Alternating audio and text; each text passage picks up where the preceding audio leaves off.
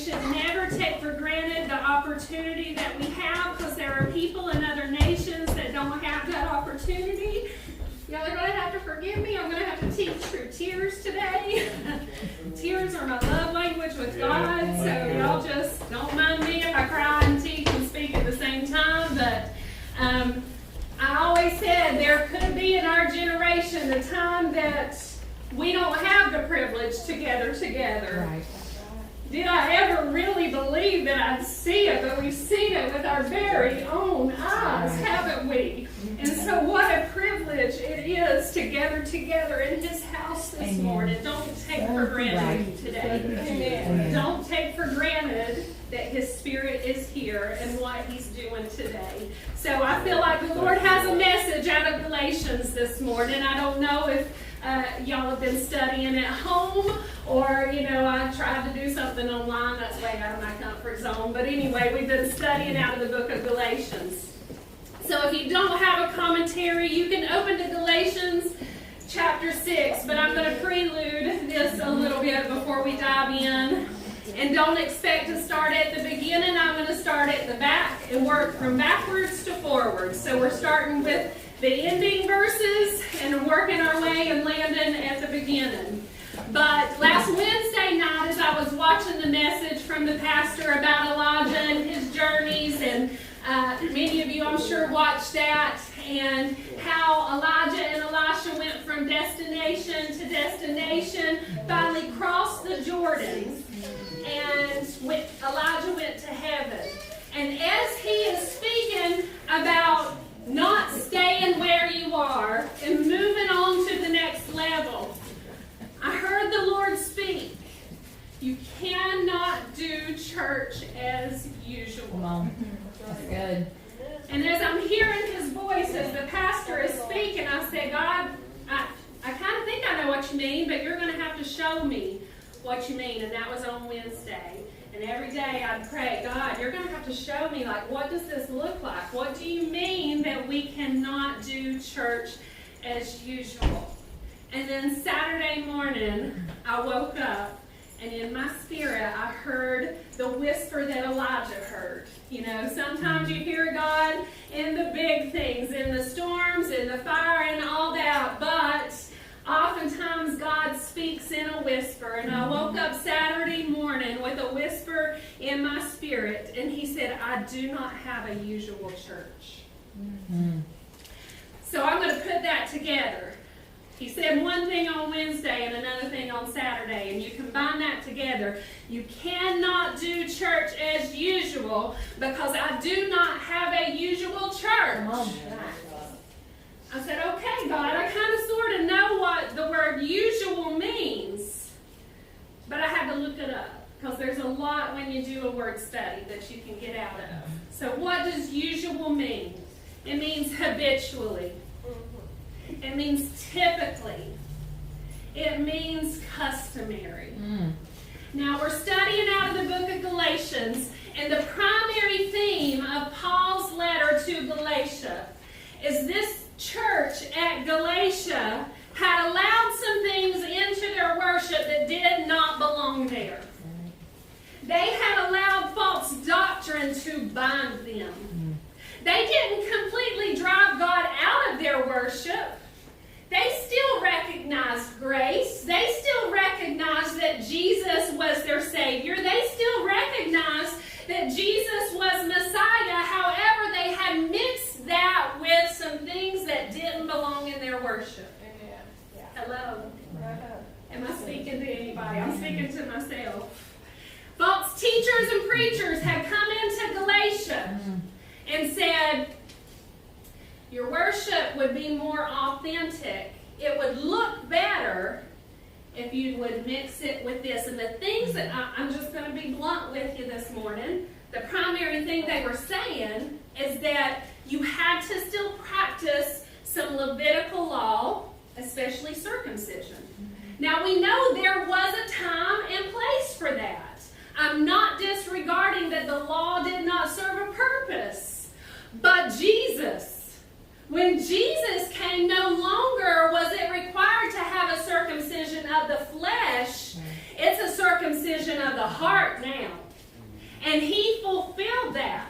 No greater love hath a man than if he laid his life down for it. And the definition of love is when you put yourself in somebody's position and you walk their walk. You experience what they would experience. You cry with them when they cry. You rejoice with them when they rejoice. And that's exactly what Jesus did for you and I. And so this church at Galatia had allowed some things to mix in with their worship that didn't belong. And I remind you, this letter from Paul is not to sinners. It is not to the world. It is not to the ones who do not know Jesus Christ. Who is this letter to? The church. The church. So I want the church to perk up your ears this morning because I feel like the Lord has a message for us. He does not want us to have a church like Galatia had. Right. What do I mean? We cannot have a church that is habitual because his church is not habitual. We cannot have a church that is typical. Because God's church is not typical. That's good. We cannot have a church that's all wrapped up in our customs. Come on. And I'm telling you, I like tradition. Come on. I like some customs. You know, in my family, at holidays and things like that, we have certain customs. And I'm not saying there's not a time and place for our customs, but if we depend more on our customs and our traditions than the Spirit of God, what have we done? We have bound the Spirit of God. We have tried to put Him in a box and contain Him. And how many of you know you cannot contain the Spirit of God? God is God. He is bigger and greater than we could ever imagine, and we could never contain the things of God. I know He has put His Spirit in this vessel, but I'm telling you what, I walk in this house this morning and I can't even contain it in this vessel. Come on. I'm vibrating. Come on. It's flowing over. Yeah. Come on. We cannot contain the things of God. So I'm going to show you some things out of the church of Galatia, the letter to Galatia, that I feel like is a right now message for the church as a whole. Come on. And for the Living Hope Church of God. Because this is what I hear the Spirit of the Lord saying. Why is it so important that we get the lukewarmness out, that we circumcise our hearts, Right. that we not mix our worship with things that don't belong?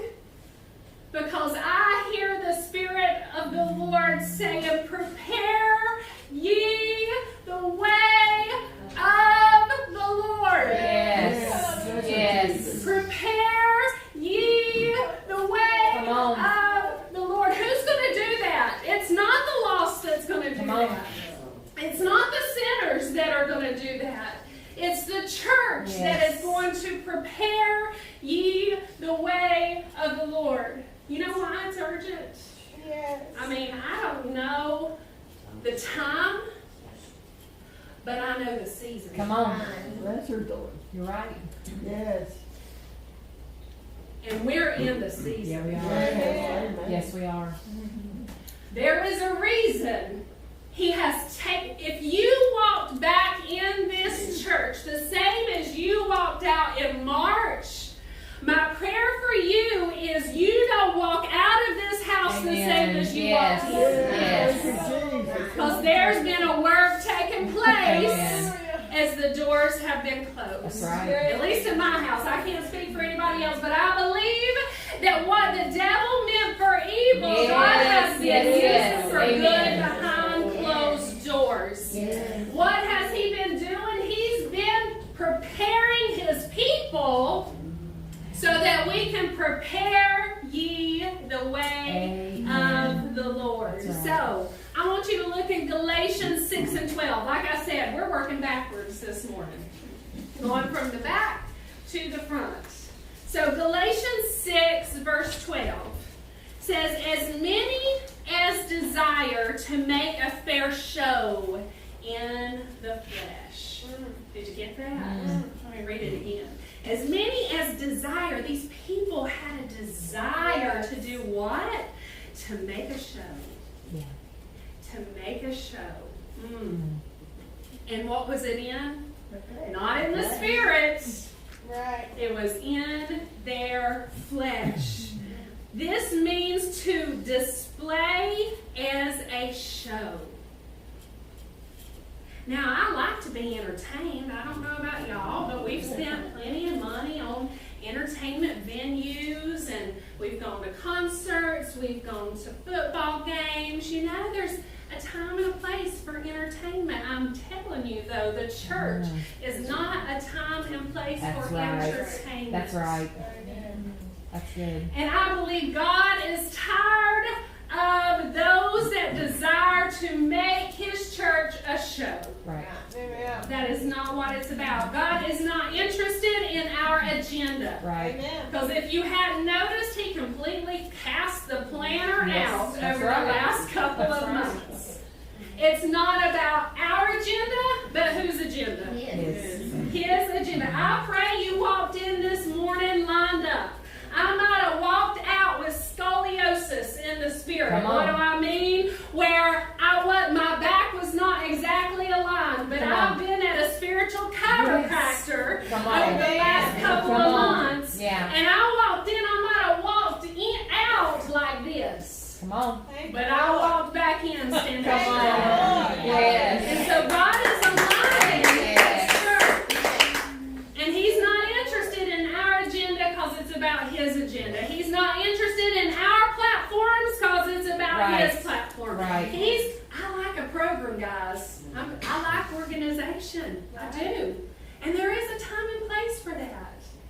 But as much as we like those things, it's about His program. Right. And not ours. These are great when God is in it, but when the church becomes about these things instead of about the one that we are worshiping, that's when we got a problem. And I believe the church at Galatia might have adopted some ways that were mixed in with their worship that look a little different. Right. You know, we weren't all wrapped up in the same stuff they were dealing with, but the church as a whole has allowed some stuff in and made church about something that it was never meant to be about. Right. You know what? Oh, I'm about to step on some toes. Lord help me.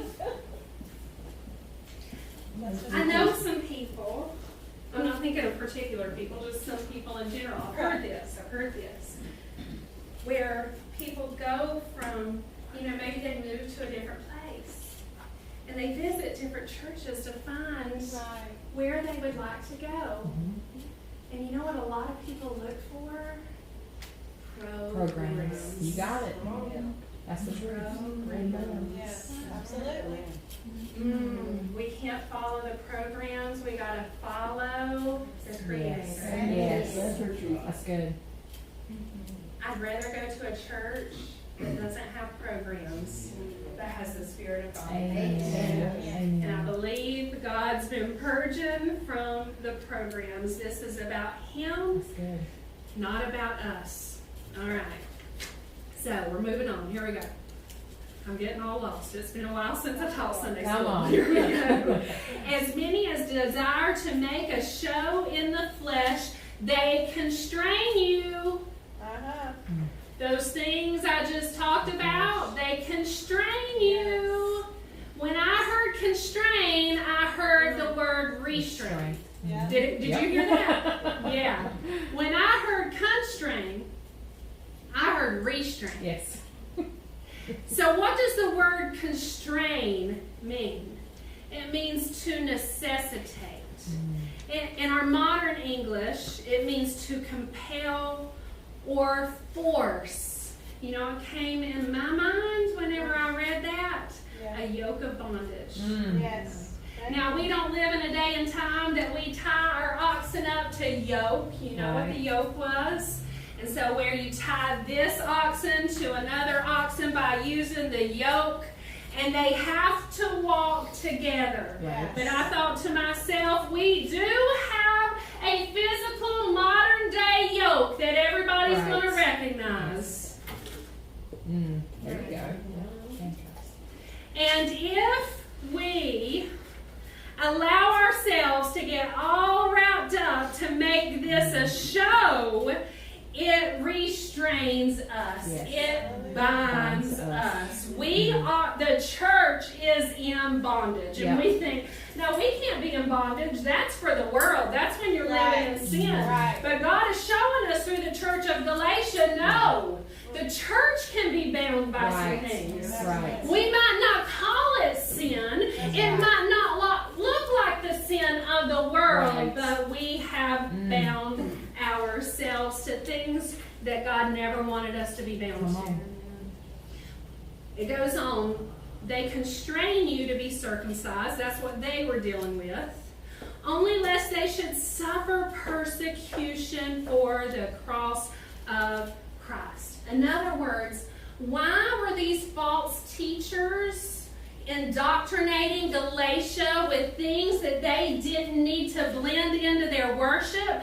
Because they did not want to suffer the persecution that came along with serving the one true God. In other words, they wanted to be socially accepted. Right. They wanted their doctrine and their message to be socially acceptable. Yes. Because we don't want to ruffle any feathers. That's right. Come on. I'd rather have my ears tickled than my toes stepped on. And in that day and time, to accept Jesus Christ meant you were going to be persecuted. So they said, rather than suffer persecution, why don't we just blend a little bit of this that people are going to accept a little bit better? It's easier for them to hear. It'll be easier for us to preach it. And we don't have to suffer like these other radicals are suffering. God made me a radical. Amen. God made me a radical. I don't want my worship blended. Come on. And if the day and time comes that I have to be persecuted to not blend my worship, God give me the grace to stand Come up on. and say I'm not going to do it. Yes. Whatever that might mean. Right. Galatians 6, and I'm skipping rocks this morning, okay? So now back it up, Galatians 6 and 9. You know, when you skip a rock across the water, the rock is Jesus Christ. Come on. And it doesn't hit the whole section of water it's traveling across. It has some high points, Come on. okay? So that's what we're doing this morning. Galatians 9. And let us not be weary in well-doing. For in due season, let me back up because I think somebody needs to hear that again. Do not let us be weary. If you walked out weary in March, I pray you walked back in refreshed. Amen. Do not be weary in well-doing. Why? Because in due season we shall reap if we faint not. Come on. I'm telling you what, as I said, I don't know the time, I don't know the day, I don't know the hour, but we are living in due season. Yes, we are. Amen. In due season, we shall reap. Come And on. if you read the scriptures just prior to that, I'm about to step on some toes this morning. Y'all ready? You're like, yes, this is the first visit back. Do you have to step on our Come on. toes? Be Try it obedient. easy. Come on.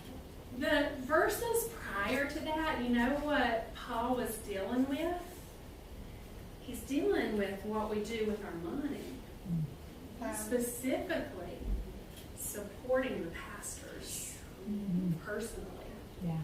And I'm just going to plant this seed. I'm glad he's out of the room because we hadn't talked, but I'm going to tell you something. While some of us have had a respite, there's at least one who has not. Right. That's right. Who has labored every week in ways that we'll never know. It's true. He has fought spiritual battles Right. that we'll never know that he fought. I don't know this because I've talked to him, but I just know. I just know. Right. When the rest of us couldn't come here, he was coming and he was preaching. Right. And I want to use this illustration. I have a bag of seed. These are beans. Because Paul's using this illustration of reaping and sowing. Reaping and sowing. You reap what you sow. If you reap discord, what are you going to get? So discord. You're going to sow discord. That's right.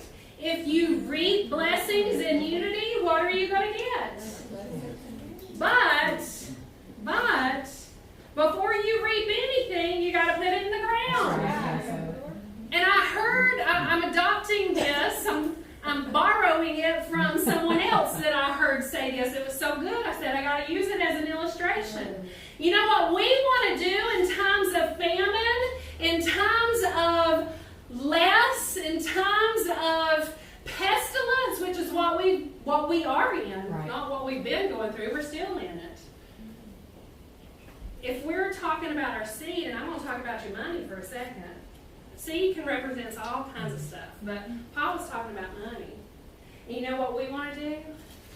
We got to hang on to it, because I don't know what the future holds. Right. And Go ahead. I'm a Dave Ramsey girl, and Dave Ramsey teaches you to not live in excess, Right. and to save for the future. So I believe in that. I'm not saying that you don't need to have a savings account. But if we're not careful, our nature will say, oh, I got to hang on to this. But what happens to the farmer? Forget the farmer. I'm a gardener. My husband and I are gardeners. I don't know what farmers do on the commercial scale, but what happens in our, just this week and last week, that's a whole nother story. We've been planting a lot of seed. You put some of this in the ground, right? What would have happened if you hung on to it? Absolutely. You'd be left with this. That's right. You'll have what you started with. Yeah. And I hope this is enough to sustain you. Can you live off of this? No. But what happens if I take it Come on. Come on. and I put it in the ground, and for a little while I don't see it? Right now, if you walk out in my garden, you don't see it. You don't see it yet. Oh, and that's a scary time when you can't see it. Right. You're just hoping something's taking place where you Yeah. can't see it. That's good. But then one day something breaks forth out of the soul, breaks right. forth out of the darkness. Mm-hmm. Come on. And eventually around August, you know what's going to happen? Just one of these is going to have a plant, a vine that wraps all around our trellis that we've already planned for, built for. And that one seed will have multiplied into bean after bean Come after on. bean Yeah. that contains more seed than I can contain in That's right. this bag.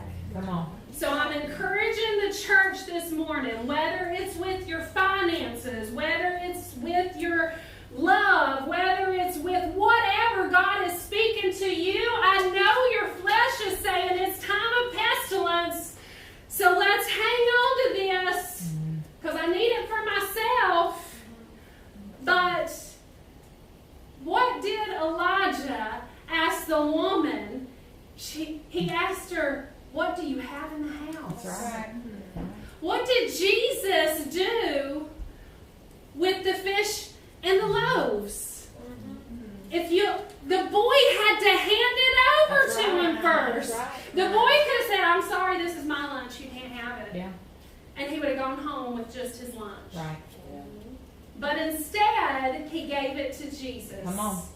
And Jesus took it, and he multiplied it and fed 5,000 plus from that little boy's lunch. Amen. So Amen. we got to release some seed, church. We've got to release some seed. And the little boy went home with 12 baskets of That's right. So he went home with more than he arrived with. That's good. Yes. So do not faint. Release the seed. Come on. All right, here we go. Galatians 1, beginning in verse 1.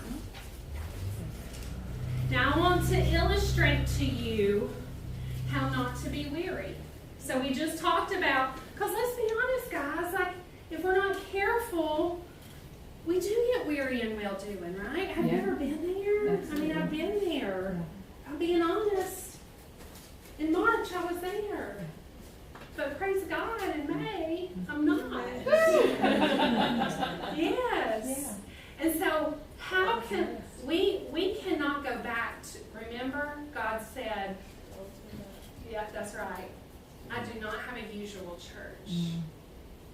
You can't come back to church as usual because I do not have a usual church. You cannot come back the same way you walked out. Right.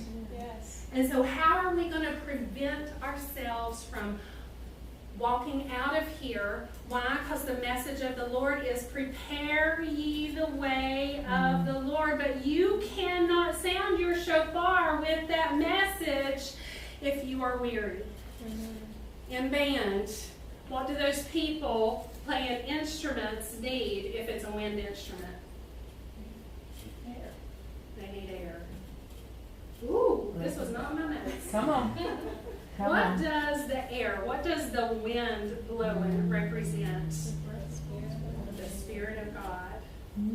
But weariness will, That's right. Take the air out of you. That's right. that word constrain or restrain.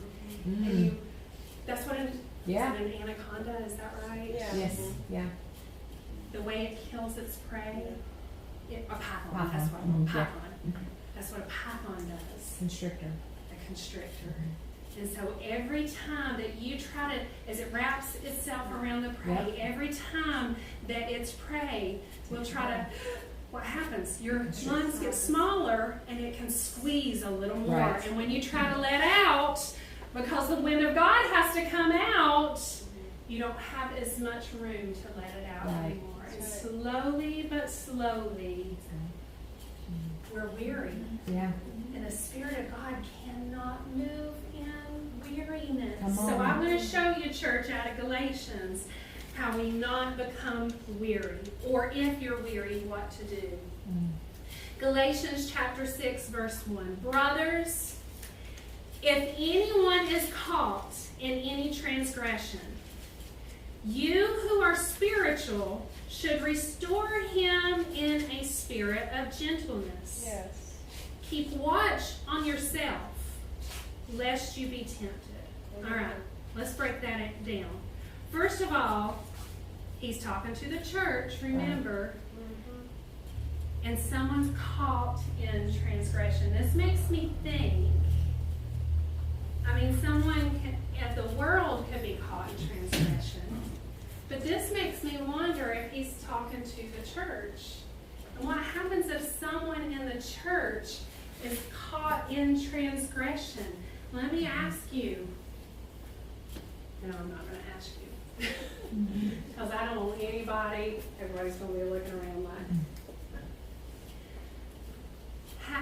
Have you ever heard of someone who might have fallen from grace in whatever way, whatever happened, and your first thought is, well, they should have known better. Now, you don't have to say yes, you don't have to say no. I will be the teacher and be up here and say yes. I have had a judgmental attitude before. Sure. And it's not that the church is not supposed to judge things. That's a whole different lesson. Yeah. But I'm talking about a critical spirit. That's Yeah. right.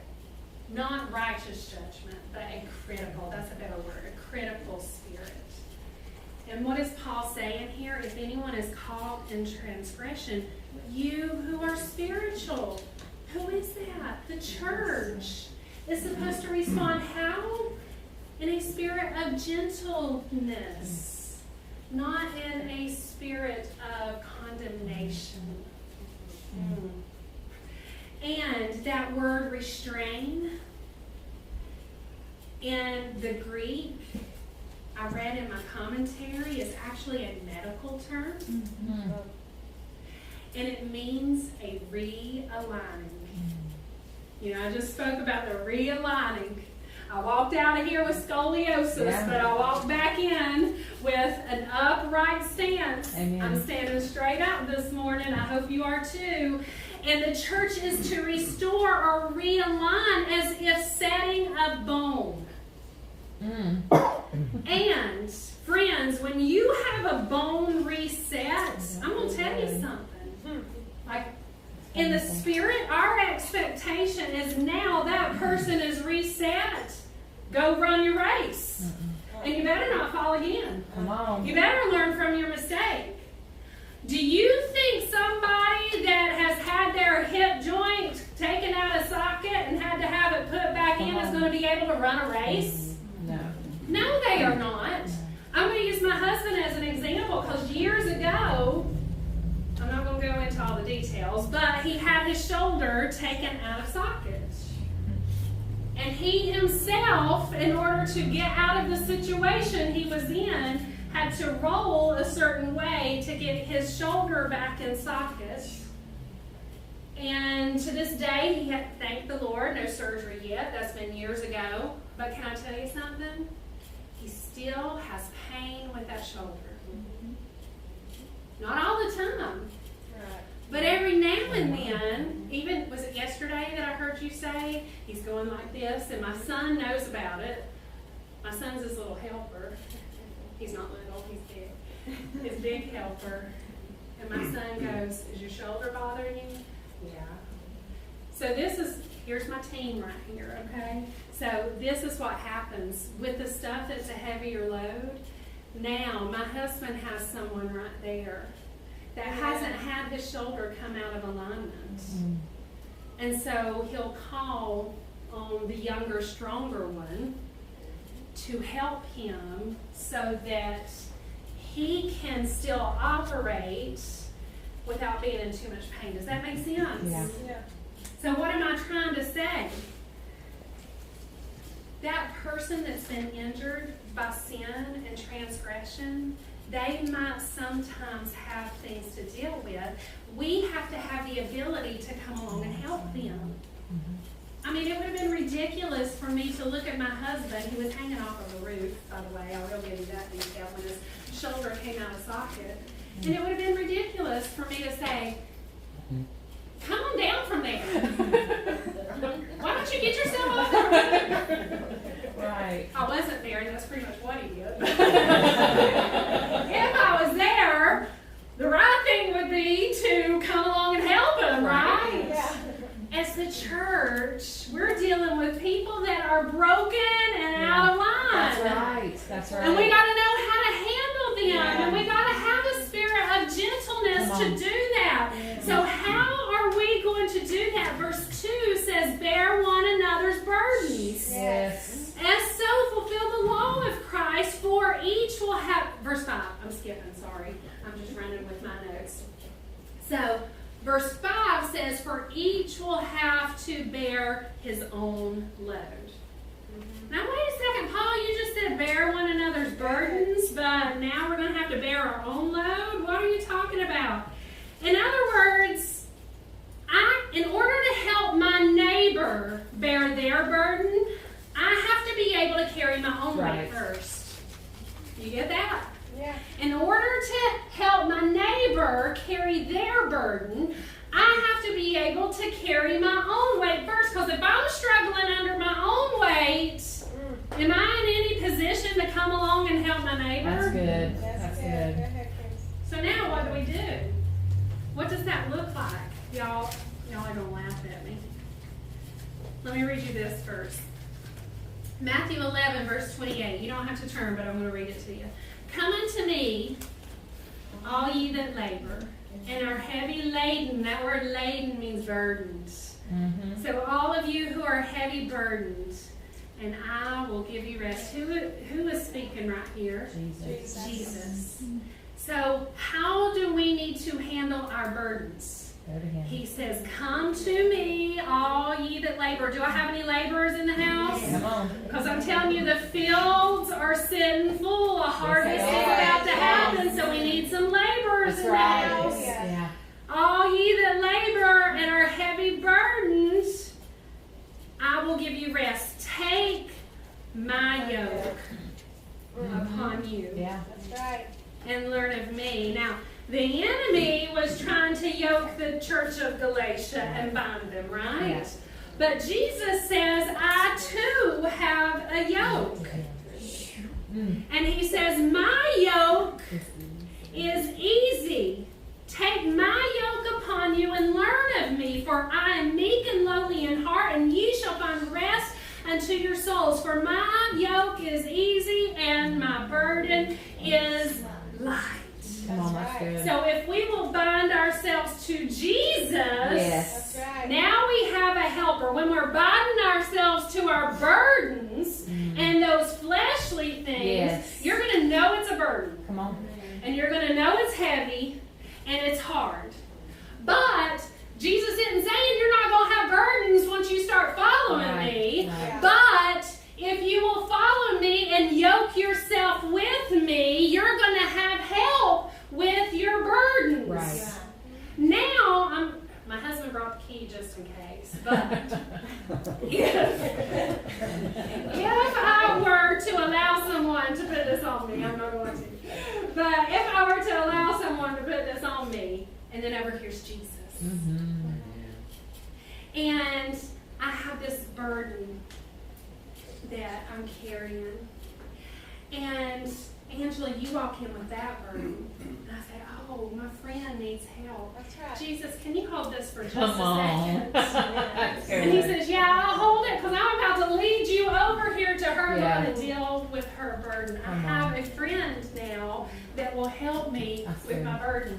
And y'all are going to laugh at me at how the Lord showed me this. Okay, here we go. Yesterday, I went to the grocery store. And how much time I got? Okay, yeah, this is good. Okay, so I go to the grocery store. I have the back of my van loaded. My son knows where I'm going with this, I bet. So my boys weren't there to help me. Usually they are my burden bearers Yeah. and bring my groceries in. But one was in the bed, one was gone. So I had to bear my burdens and bring my burdens in. And sometimes my burdens, these are what some of my burdens look like. I got work. That's one bag of groceries. And then I got my home. I got another bag of groceries. And then I have a sweet mama that I have the privilege of helping take care of. There's another bag of groceries. And then I've got church. There we go. Not that y'all are a burden. Responsibility. Right. There you go. Okay, so all these things. And this is how I take groceries in. Does anybody else load up all their arms? And then you're like, okay, I need this hand for opening the door, but then I have this hand, so I can. And then I go into the grocery or into the house like that. Okay, let me ask y'all. Do you have the image in your hand? Yeah. The destination for my burdens was to be left at home. Right. I go in and I lay it all down in the floor, and then I begin to put it where it belongs. How ridiculous would it have been for me to pick up all those burdens and carry them around all day yesterday, and then walk in this house? Go ahead. Come on. Yeah, Candace would have walked in and y'all would have been like, what is wrong with her? She's done lost her mind. That's what we look like Yeah. to the Lord. To the Lord. That's Go good. ahead. When he looked down from heaven in March, he saw a church walking around with all this stuff. And guess what would have happened to my non-perishable items had I done that and still been carrying them around today? Would they be meat to eat? No. Would it be worth consuming? I hope you're getting this in the Yeah. spirit. Come on. Because in the spirit, it's not that we don't have these things, but if we walk in the church looking like that, Come on. how are we going to help the lost when they come on. in? Yeah. Because they just might have one bag of transgressions that they're coming in That's with, right. and Yeah. they look at us like, how are you going to help me? Come Because on. you got your own Yeah. problems. That's Come on. right. And that's how the church has been operating. I want to remind you again this morning that we cannot do church as usual because the Lord does not have a usual church. And I want to finish with this. He said, like I said, I'm skipping rocks, so I'm skipping back to verse 17 now. From henceforth, let no man trouble me. Amen. Now that I told you all that, I ain't going to let anybody else bother me. Because I received the word from the Lord. Yes. I'm not going to let... How many of y'all, I'm about to be real with you, how many of y'all have burdens that come through vessels? Sure. No, and it's not that the vessel intends to be a burden, but that's just people have to deal with people. And Paul says, let no man trouble me anymore. Why? Because I have the plan for how to operate. Yes. When I have my burdens, because I'm yoked to Jesus, I have somebody to help me. And so I'm going to lay my burdens down at home so that when I walk into church, Yes. it's just me and Jesus. Yes. Right. And our hands are free. Yes. We're not carrying anything this morning. Hallelujah. We're ready. See, I could never lift my hands to worship if I had all those That's groceries right. on my arm. That's right. I could never lift my hands to worship if I had all those burdens that I was carrying. Come on. So my prayer for you this morning is that you do not come in here doing church as usual. Amen. Because the Lord Yes. does not have a usual church. Come on. And if you walked in here the same way you walked out in March, today is the day to lay your burdens down. Amen. Amen. Today is the day to have a divine encounter, because I know Yes. that I know the Lord has prepared this day for you. Absolutely. I Yes. know that the Spirit of the Lord is here. Yes. And He's ready to come up under you and help you Yes. carry your Yes. burdens. He's ready to open up your heart and remove anything that is hindering you Amen. from doing what needs to be done in the Spirit, from Amen. doing His work. So let's finish by praying this morning. Heavenly Father God, Lord, we thank you so much again for the opportunity you have given us. God, we do not take for granted the privilege it is to walk in your house, God.